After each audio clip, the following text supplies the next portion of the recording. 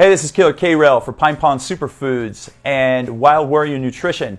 And today I'm going to be addressing how to lose fat fast over the age of 40. So I'm going to be jumping around kind of like a Quentin Tarantino movie, and I'm going to be skipping in and out. So please pay attention, take notes if you must, hit me up with any questions or comments if you must as well. And also make sure to get pine pollen and bull testicles and grizzly bear and all the great products that we have here at Pine Pond Superfoods because they are clean, they are healthy, and they will help balance out your hormones. And I'm going to talk about hormones in a second. But before I get there, number one tip for losing fat fast over the age of 40. Okay, first of all, let's just figure this out. Is it true that your metabolism slows down? Yeah, it's true as you get older. Do your hormones kind of go out of whack? Yeah, maybe. Does your skin look different? Do you lose muscle mass? Okay, yes, and yes. However, we have been farmed to believe that that process is like arduous and terrible and horrible, and we're going to just deplete to nothing once we hit the age of 40. That's absolutely not true. Do not believe everything you've been farmed to believe since you were a young age. Yes, those things naturally happen and we automatically get older every single solitary second of every single day. But you can stop the aging process. I promise you that. You can reverse the aging process.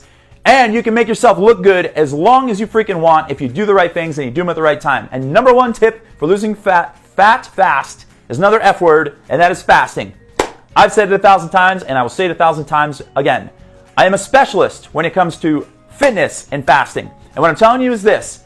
Work out in a fasted state, first thing in the morning, best case scenario. Try to work out after 12 hours of fasting every single day if you can. 10 to 12 hours, but 12 is more ideal. At the 12-hour mark, your human growth hormone levels start to go up, and your body becomes very reliant on fat as its main fuel source because your glycogen is depleted. Glycogen is a stored form of carbohydrates in your body. So your body is not stupid. It's going to preserve the mass it wants, and it's going to burn the mass it doesn't want. So it is going to pull from the fat for energy. So if you do that for like a month or so, your body's become fat adapted, and you're going to start really peeling off the pounds. So that is my smoking gun tip number one. Work out in a fasted state. Start a time-restricted eating intermittent fasting protocol as well. Eat in like a 8-hour window and fast for 16 hours a day and have 2 meals with no snacks in between. And this is a secondary smoking gun tip I'm going to tell you. Do not eat late at night. Do not eat before bed. Try not to eat after 6 if possible. If you really want to lose weight fast, eat between 7 a.m. and 3 p.m. Yes, you heard me correctly. 2 meals, no snacks in between, water only. No coffee with coconut oil and all those ingredients people put in it.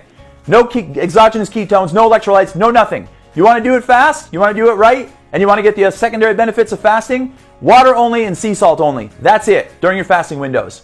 Now, it's fine to have a cup of coffee in the morning or green tea or whatever it is, wherever have you be. But if you really want to get the deeper benefits of fasting, I suggest just going water only. I'm strict with that kind of stuff. But it's totally fine to have your coffee if you want it to, okay? So far we've got workout in a fasted state, 16 hours of fasting a day, 8-hour eating window, 16-hour fasting window.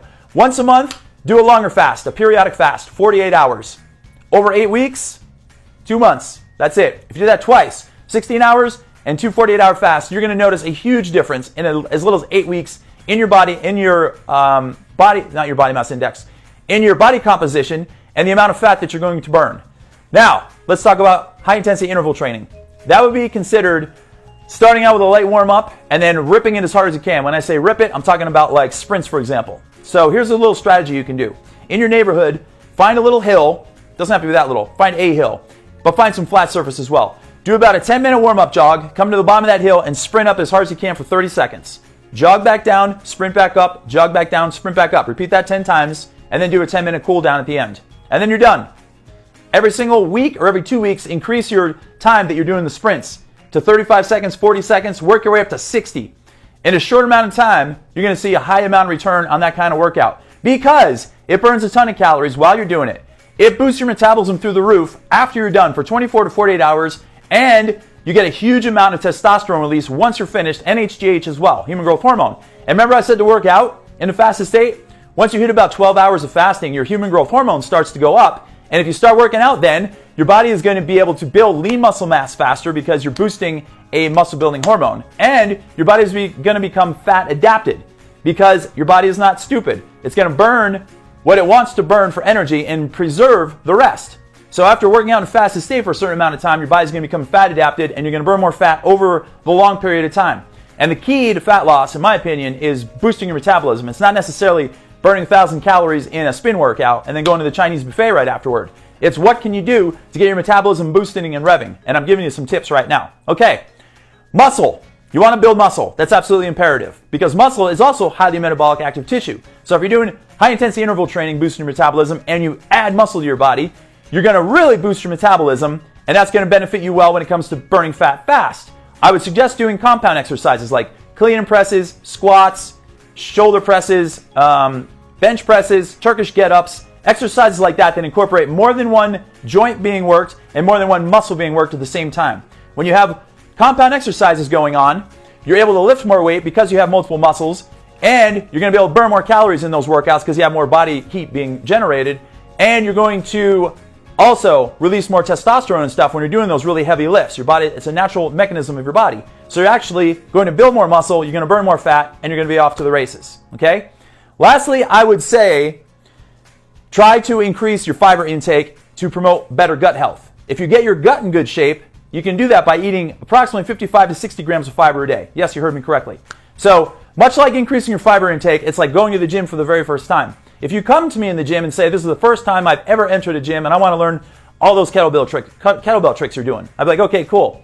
Let's learn how to pick a kettlebell up off the ground first, and let's learn how to plant your feet in the ground and use force production through your heels before we even do anything else or anything fancy.